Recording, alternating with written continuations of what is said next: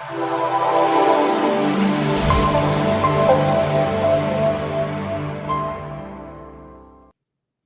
everyone, this is Melanie Shapiro. I'm an immigration attorney in Massachusetts. We have offices in Norwood and in Worcester. Hope everyone is doing well. Let me know if you can hear me okay, and you can drop any questions in the comments. You can also send us a message on Facebook and Instagram. I also want to mention yesterday we had an interview for Asylum for one of our clients from Rwanda, and I think it went really well, so fingers crossed that her case gets approved. We also had court this morning for a young woman from El Salvador who is doing special immigrant juvenile status, and we're now at the stage where we can file for her green card. So we filed her green card application today in court, and she has a trial on September 16th, so she'll hopefully become a permanent resident at that trial. There's a lot going on. So one of the things that's going on now too that we're trying to get information out to the community is that if you are Liberian, you might be able to apply for a green card if you have been here let me see. So, you can apply up until December 20th, 2021. So we want to make sure we have all Liberians who are eligible for the Liberian Refugee Immigration Fairness Act, which is a way to get a green card. And the requirements are that you have to file your green card application before December 20th.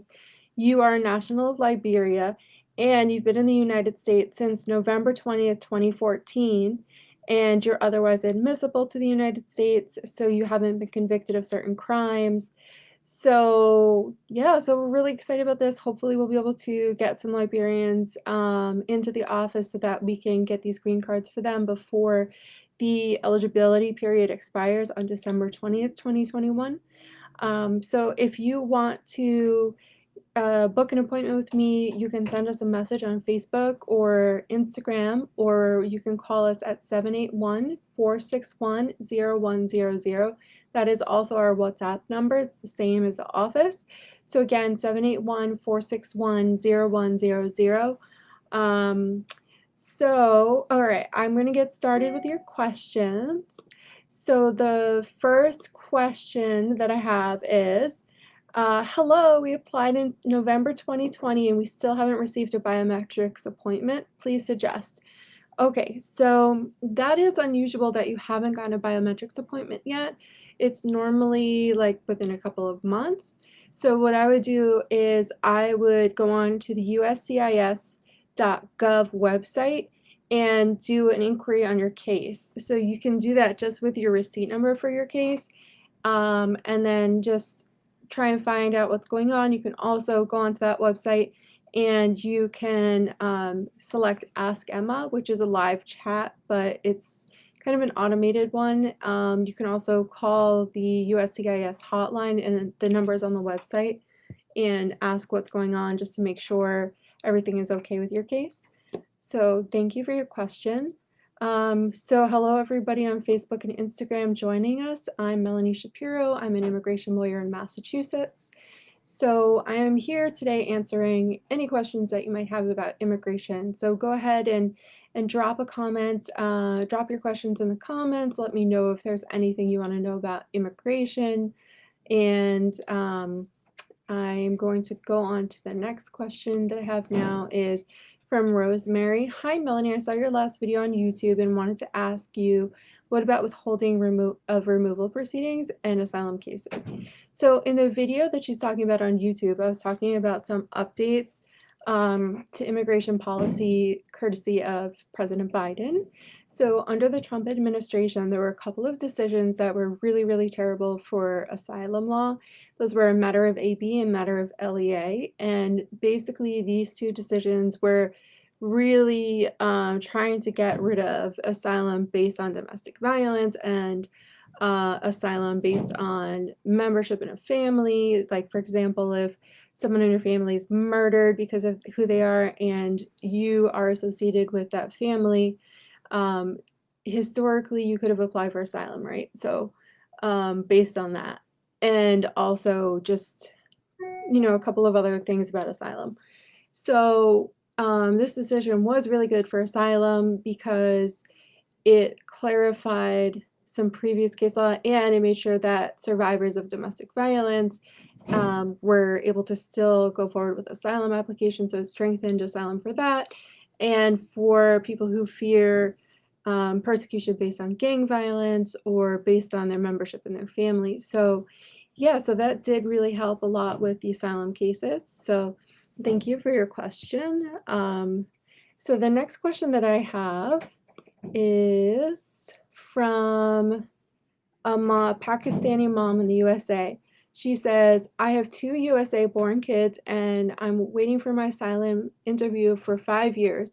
Can we as parents apply for green cards or eligible Biden migration program like we still have pending asylum and my kids here are 4 and 5 years old? Answer, please. Okay, so there's a couple of things that we can do in this situation. First of all, if your asylum case has been pending for 5 years, you can request to be put onto the short list, which just is requesting that immigration call you. It's basically like at the doctor's office. If there's a wait list, if there's a cancellation, it's the same thing. So if your case is ready to go for asylum, you can write a letter to the asylum office and ask to be put on the short list. So that would speed up your case.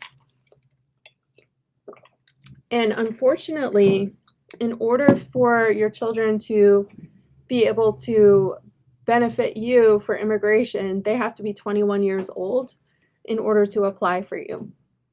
The Biden administration is working on doing some reforms so that people who are here undocumented may be able to have a pathway to citizenship, but that is in Congress right now, and I have no idea if that will go through, so that's not something that can benefit you at this point.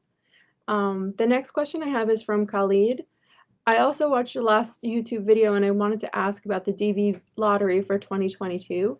So DV lottery. Those results are already, it looks like those results will be available until September 30th, 2022. So you have to go on dvprogram.state.gov and check in there about that. But then you can look into, if you don't make the lottery this year, you can look into filing for the next year. Thank you for your question. And then the next question that I have, I have Amir. Hi Amir, how are you? Hi, what is an E2 visa and can I sponsor a family here from my business? So there's a lot of different categories of employment-based visas depending on your education, your skills, and investment, and so forth. So the E2 visa is for treaty investors, and it allows a national of a treaty country to come to the United States when they're investing a certain amount of money in a U.S. business. So certain employees, such as a person or qualifying organization, can also be eligible for this. For example, dependent family members. So that would be the E2 treaty investor for a family of E2 treaty investors. So yeah, if you're interested in learning more about that type of visa, you can set up a consultation with me and just send me a message and we can set you up and go through that in more detail. I have Collins on Facebook is asking, why are the U.S. Embassy in Ghana not scheduling CR1 visas? I think, with COVID, all of the different embassies abroad are either open or limited on their functioning, so it really just depends. So we just have to just keep checking back with that. Colin said, I'm a chemical engineer and I want to know the type of visa I can apply to work in the US. Can you help me? Yes, send me a message. We can set you up with a consultation and we can go over how we can do that process in more detail. But there are different types of visas available based on the type of skills you have and your education level. So it would really kind of depend on would you be transferring into a company? Would you be doing a temporary visa? Would you be doing, do you have a permanent job offer? So it depends on a bunch of different factors. So send us a message and we can hook you up with a consultation so we can figure that out for you. And then, you know, with the US embassies, you should just check on their websites and see what their status is right now. Some of them are fully operational and some of them are still closed. So we will see. So thank you for your question, Collins. The next question I have is um, from someone on Facebook. Okay, I have a question. I'm still waiting to hear back from my DACA permit renewal. Is it a bad idea for me to travel to Puerto Rico with an expired one? It expired in November 2020. Um, well, I would say it's probably not a good idea. You should definitely wait until you get your renewal. Even though Puerto Rico is technically the United States, I always tell my clients to stay within the continental US if they do not have a valid travel document, because I don't want there to be any risk of any problems for you. So thank you for the question. The next question I have is, if a US citizen and Filipino citizen have a child born in the Philippines, could that child attain dual citizenship when coming to the US? Yes, they definitely can.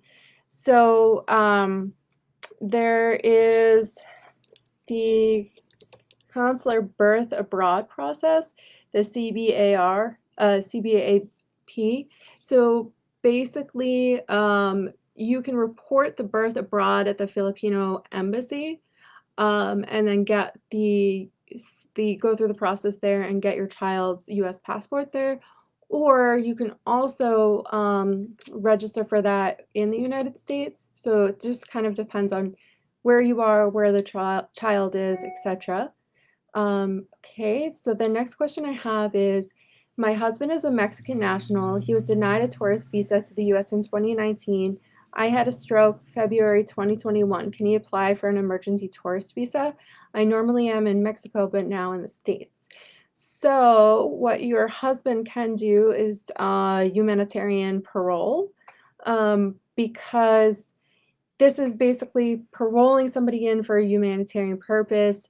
So because you had a stroke in February and you need him to be with you, you can try doing humanitarian parole.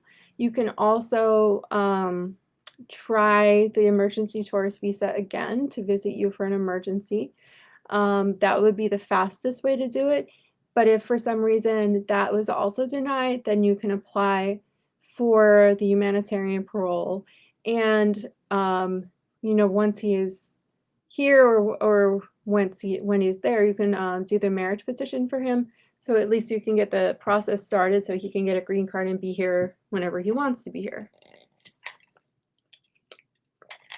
Thanks for the question, and I'm sorry about the stroke. I hope you're doing okay. The next question is, if I'm applying for a U visa, can I work in the US? Yes, you can. That's also some really great news that we got from the Biden administration last week, is that U visa applicants can now apply for work permits as long as they have the form signed by law enforcement and they show that they have a bona fide case for a U visa. So that's very exciting, because before, U visa applicants had to wait several years in order to apply for a work permit. So, so that's great. Thank you for the question. So for people just tuning in, I'm Melanie Shapiro. I'm an immigration lawyer in Massachusetts. For everybody, if anybody needs to schedule an appointment with me, you can call the office at 781-461-0100. You can book directly on Facebook or our website, melanieshapiroesq.com. You can send us a message on Facebook or Instagram or WhatsApp, and we can get you set up with a consultation with either me or with James. And okay, let's see. If you have any other questions, please send them in now. let's see. I have Christy. Christy, if you're watching this, go ahead and drop it in the comments. But I know that you had some questions about your dad's case. I'm going to see if I can grab that on the messages too. Okay, I have another question here. Can I apply for asylum if my abuse was a few years ago, but I am still afraid? So you can apply for asylum if you suffered persecution in your home country based on your race, religion, nationality, membership in a particular social group, or political opinion. And generally you have to file within 1 year of arriving in the United States, but there are some limited exceptions, and you have to demonstrate that your government is unwilling or unable to protect you, and that you cannot go anywhere else in the world and be safe or in your country. So if those conditions apply to you, then yes, you can definitely apply for asylum. We have represented a lot of women who have suffered domestic violence who didn't apply for asylum right away because they were dealing with all of the trauma. And so, for example, you can have an exception to the 1 year filing deadline if you are suffering from a mental health conditions like post-traumatic stress disorder that's directly from the trauma. That can show why you didn't file within 1 year. So thank you for the question. The next question is, I want to go to work in the United States. How can I do it? So there's a lot of different employment-based visas and green cards that are available. So it really depends on the industry you're in, your education, your skills, your experience. So you should definitely send me a message and we can discuss what type of work permit or visa you might be eligible for. So thank you for your question. Hi, Christy. I think what she's asking is she has a father who's been in the United States for 15 years and he hasn't had any sort of problems in the US, and she wants to know if there is something that she can do for him. So the only way that your father could you could help your father is if you're a US citizen and you're over 21 years old, you can apply for him. Otherwise, he would have to qualify on his own for something else.